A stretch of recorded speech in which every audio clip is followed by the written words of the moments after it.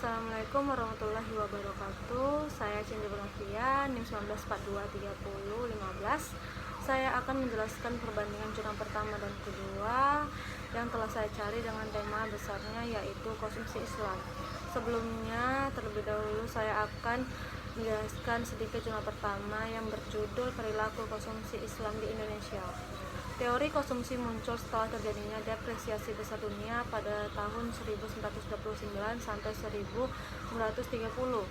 Fungsi konsumsi diperkenalkan pertama kali oleh ekonomi modern John Maynard Keynes.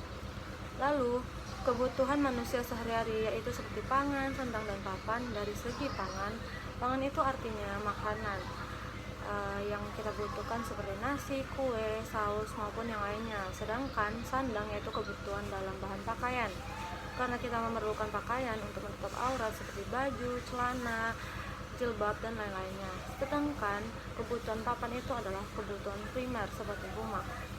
Aturan dan kaidah konsumsi dalam sistem ekonomi Islam menganut paham keseimbangan dalam berbagai aspek. Konsumsi yang dijalankan oleh seorang muslim tidak boleh mengorbankan kemaslahatan individu dan masyarakat. Ada beberapa kegiatan ekonomi seperti tidak boleh berlebih-lebihan dalam mengonsumsi sesuatu dan mengonsumsi yang halal dan thayyib. Di sini saya akan melanjutkan menjelaskan jurnal kedua yang berjudul Konsep Konsumsi dalam Pandangan Ekonomi Islam.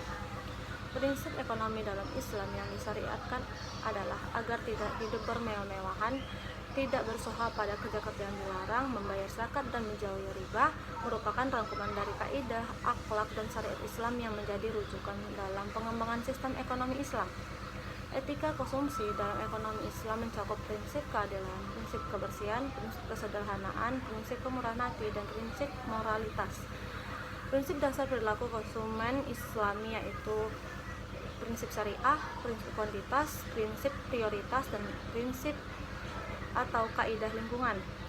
Nah, setelah saya baca dan saya jelaskan poin penting dari dua jurnal yang saya ambil tersebut, terlihat jelas kalau di jurnal pertama masih kekurangan dari materi yang ia sampaikan.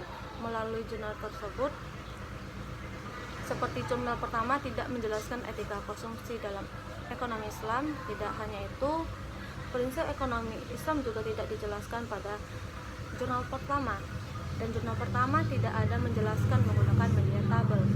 Selain itu, jurnal pertama menjelaskan tokohnya siapa, prinsip ekonomi itu apa, dan datang dari siapa, tahun berapa. Sedangkan jurnal kedua tidak menjelaskan itu.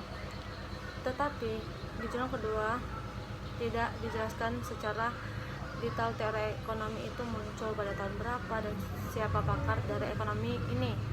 Jurnal kedua juga tidak menjelaskan dengan media grafik.